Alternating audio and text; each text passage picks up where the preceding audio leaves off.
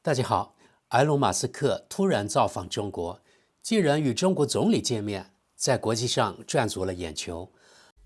国务院总理李强28号在京会见美国特斯拉公司首席执行官马斯克。李强表示，特斯拉在中国的发展堪称中美经贸合作的成功范例。事实表明，平等合作、互利共赢才最符合两国根本利益。希望美方同中方更多相向而行，遵照两国元首的战略引领，推动中美关系持续稳定发展。中国的超大规模市场将始终向外资企业敞开。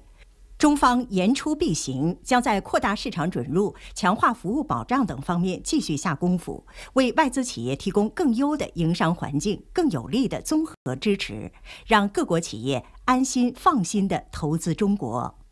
马斯克表示，特斯拉上海超级工厂是特斯拉表现最好的工厂，这得益于中国团队的勤劳智慧。特斯拉愿同中方进一步深化合作，取得更多共赢成果。而且爆炸性的消息是，特斯拉获得了中国的自动驾驶 FSD 许可，特斯拉股票应声飙升，可见这个消息多么利好。还有一个细节，要实现特斯拉的自动驾驶，需要把特斯拉在中国收集的用户数据传输到美国，而中国政府竟然批准了，这才是重点。与美国不择手段打压中国，比如华为公司还有字节跳动旗下的 TikTok 不同。You often say that you live in Singapore. Of what nation are you a citizen? Singapore. Are you a citizen of any other nation? No, Senator. Have you ever applied for Chinese citizenship? Senator, I served my nation in Singapore. No, I did not. Do you have a Singaporean passport? Yes, and I served my military for two and a half years in Do you Singapore. have any other passports from any other nation? No. Have you ever been a member of the Chinese Communist Party? Senator, I'm Singaporean. No. Have you ever been associated or affiliated with the Chinese Communist Party? No, Senator. Again, I'm Singaporean. 美国封杀中国公司的借口就是所谓数据安全，而导致美国国家安全受到威胁。这么一对比，一边是美国小院高墙、作茧自缚、小鼻子小眼，另一边是中国开放、自信、大度。任何有头脑的地球公民都应该有判断力，到底谁才是那个要挟盟友打压中国的世界大独裁？另外，美国公司特斯拉或者苹果可以在中国完全自由开展业务，中国政府持开放自信的态度，欢迎所有外资企业。而另一边，美方处处设限，甚至立法明抢中国公司，比如 TikTok， 孰高孰低，高下立判。反正这次特斯拉获得中方自动驾驶许可，简直是中国当着全世界的面啪啪打脸美国。可惜德国媒体不敢如此进行解读及报道。我们先看德国《信使报》对此事的报道。埃隆·马斯克的成功，特斯拉在中国获得自动驾驶 FSD 许可。在访问北京期间，埃隆·马斯克会见了中国总理，并与百度达成了合作协议。特斯拉现在也可以在中华人民共和国使用自动驾驶了。特斯拉在全自动驾驶模式 FSD 方面不仅取得了积极的经验。2024年4月初，这家美国电动汽车制造商在一起涉及使用自动驾驶功能时发生致命事故，与美国法庭达成了和解。这实际上与特斯拉老板埃隆·马斯克的立场相悖。而在4月底，美国国家公路交通安全管理局对特斯拉的驾驶辅助系统展开了新的调查。特斯拉在中国获得自动驾驶许可，目前为止在中国还没有 FSD。 马斯克需要一些好消息，因为他宣布打算在今年夏天推出一款自动驾驶机器人出租车。这个消息现在来自中国。马斯克于周日4月29日突然造访北京，与政府首脑李强会面。路透社援引内部消息人士的话报道， FSD 许可是此次会晤的核心话题。到目前为止，尽管需求很大，特斯拉仍无法在中国提供已推出4年的 FSD 软件。中国监管部门要求特斯拉从2021年起将从中国车辆收集到的所有数据存储在上海，因此无法将数据传输到美国。配图说明，闪电市拜访了中国总理李强，主题是特斯拉的 FSD 自动驾驶系统。不过，任内人士认为，这对于训练自动驾驶技术的算法是必要的。业内专家表示，中国的交通状况复杂，行人和骑自行车的人比许多其他市场都多，这就为加快自动驾驶算法的训练速度提供了更多的重要场景。特斯拉在中国获得自动驾驶授权，现在可将数据传输到美国。作为 FSD 软件谈判的结果，特斯拉现在也被允许在美国存储作为中国自动驾驶计划一部分而收集的数据。据中国汽车工业协会称，特斯拉 Model 3和 Model Y 现已符合中国的数据安全要求。这两款车型已于周日被列入获准采用自动驾驶模式的汽车名单。据两位内部人士透露，特斯拉周一还与中国搜索引擎巨头百度就使用导航数据的许可达成协议。马斯克还会见了中国电池巨头宁德时代的负责人曾延红。曾延红在酒店拜访马斯克的过程被几个人看到，宁德时代对此没有发表任何评论，特斯拉也没有对其总裁未公开的闪电访问发表评论。特斯拉在中国获得自动驾驶许可，竞争对手欢迎此举。与特斯拉竞争的中国汽车制造商和供应商，如小鹏汽车和华为技术公司，一直试图通过引入类似软件来超越特斯拉。因此，Wedbush 的股票分析师将这次突如其来的访问形容为特斯拉的重要时刻。特斯拉的竞争对手小鹏汽车现在对特斯拉获得批准表示欢迎。只要把更好的产品和技术推向市场，才能提升整个市场和用户的体验，这样才能加速市场的健康发展。小鹏汽车老板何小鹏说：“中国已经放宽了完全的数字孤立政策。最近，德国交通部长沃尔克维辛在访问北京期间签署了一项自动驾驶合作意向声明。2023年底，梅赛德斯奔驰成为首批获准在北京公共道路上测试其 Drive Pilot 自动驾驶功能的汽车制造商之一。对特斯拉来说，中国是仅次于美国的全球第二大销售市场，该公司最大的工厂位于上海。然而，该公司目前正受到电动汽车市场不景气的影响，特斯拉正通过降价来应对这一问题。德国《时代报》对中国总理李强与马斯克会晤进行了报道。需要指出的是，该报道已经有点过时了，因为特斯拉已经获得了中国颁发的 FSD 自动驾驶许可。让我们来看看该报道。埃隆·马斯克与中国总理李强举行会谈。特斯拉老板埃隆·马斯克出人意料地来到中国。这家电动汽车制造商最近在中国失去了大量市场份额。在会谈中，李强称赞了双方的经济合作。特斯拉老板埃隆·马斯克来到中国进行了一次突然访问，他在那里会见了中国总理李强。据中国中央电视台报道，李强称特斯拉在中国的发展是中美经贸合作的成功典范。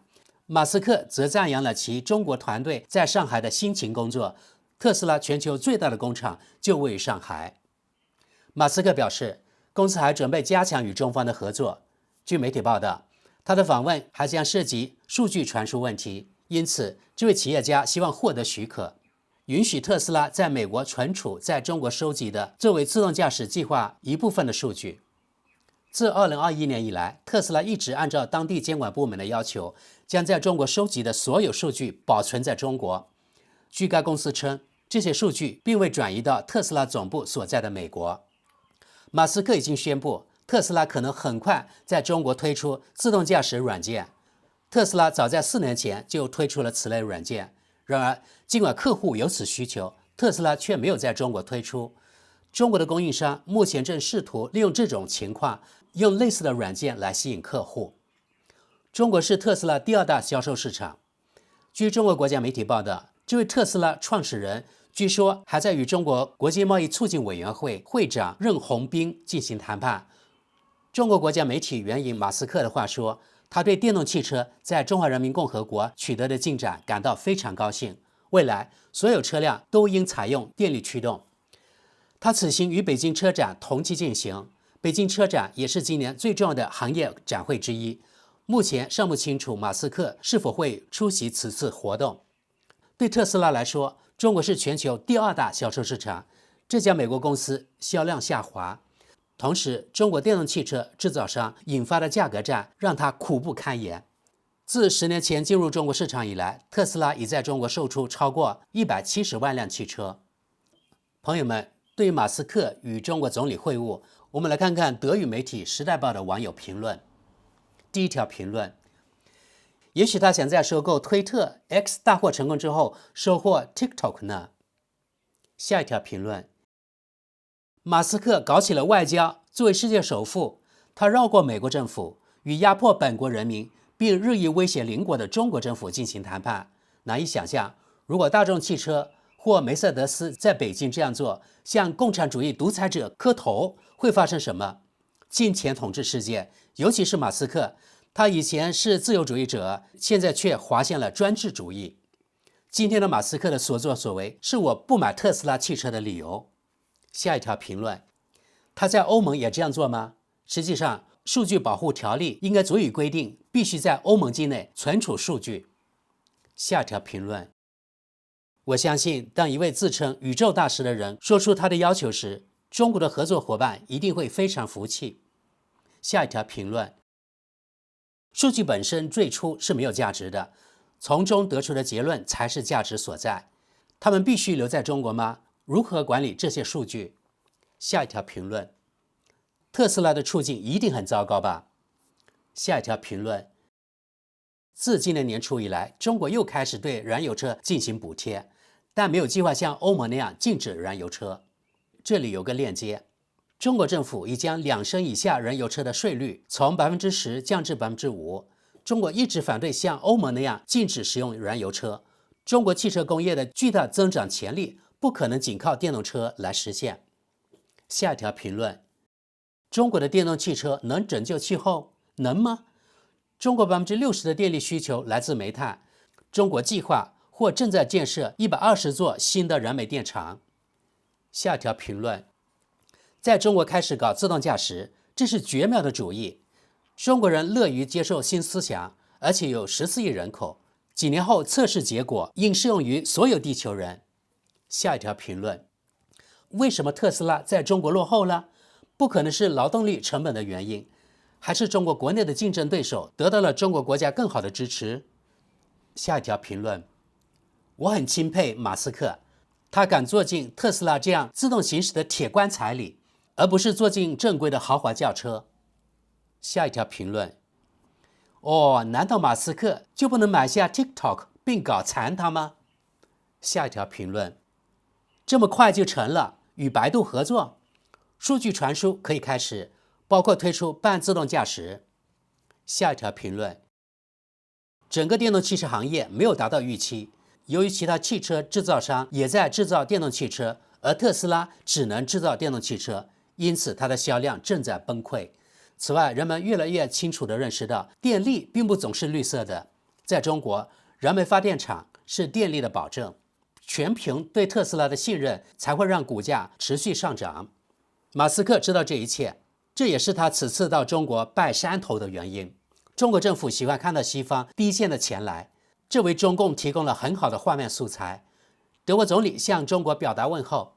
如果特斯拉像其他西方竞争对手一样倒下，中国暗地里也会高兴得不得了。最后，我们看看德国 IT 门户网站对此报道的网友评论。第一条评论：在百度的帮助下，他终于可以获得成功。在百度的帮助下，停滞不前的特斯拉 FSD 驾驶系统或许终于可以正常运行了。今年3月，百度在中国推出了首个全天候机器人出租车服务，全天候提供自动驾驶出行服务。该服务名为 Apollo Go， 已获得政府批准，可在中国大都市，包括北京、重庆、武汉和深圳的指定路线上行驶。据说特斯拉和百度正在就在中国推出机器人出租车服务和机器人汽车联盟进行探索性谈判。下一条评论：特斯拉的自动驾驶并不需要地图，只用于导航。百度可能是中国允许自动驾驶的必要手段。在美国，自动驾驶已经在没有地图的情况下运行了多年。下一条评论：特斯拉在中国的末日开始了。如果驾驶辅助系统在中国像在其他地方一样运行，就会发生各种事故。像过去一样，社交媒体、微博上会出现针对特斯拉的舆论。如果涉及外国公司，中国国家巴不得呢，届时中国政府就会亲自出马。马斯克给自己挖了个坑，中国政府肯定会非常高兴。好的，各位朋友，本期节目到此，非常感谢大家的关注，我们下期见。